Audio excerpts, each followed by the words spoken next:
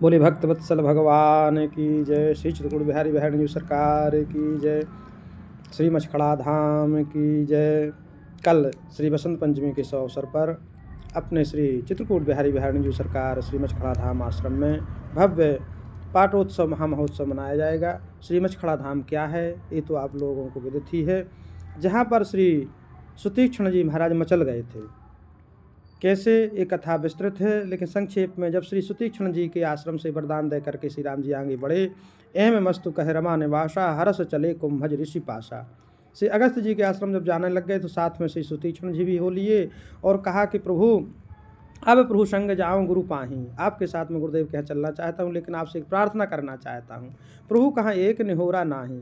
क्या प्रार्थना है? कहा आप मेरे गुरुदेव से कहना कि ये लेके आया है आपका शिष्य। लेकिन राम जी तो कौंत की है। राम जी ने कहा हम ऐसा नहीं कहेंगे।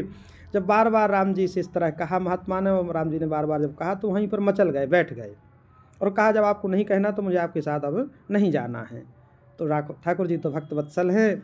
गुरुदेव के चरणों में ऐसी प्रीति को देख करके और भगवान ने क्या कहा कि देख दया निधि मुनि चतुराई अब से संग लिए दो भाई। महात्मा की इस चतुरता को देख करके राम जी ने कहा चलिए हम आपके गुरुदेव से बोल देंगे।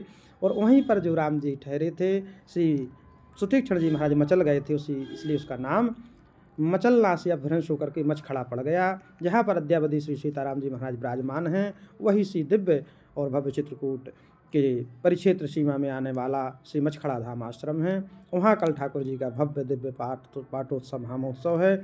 आप सभी भक्त दर्शन करें और भगवान की कृपा प्रसाद को प्राप्त करें, भगवान के चरणों में प्रीति को प्राप्त करें। यही हमारी और सुतीक्ष्ण जी महाराज का तो बहुत बड़ा विलक्षण चरित्र है ही। तो वहाँ अपने गुरुदेव के द्वारा विराजमान ठाकुर जी विराजमान हैं। आप सभी दर्शन करें। बोले भक्त वत्सल भगवान की जय।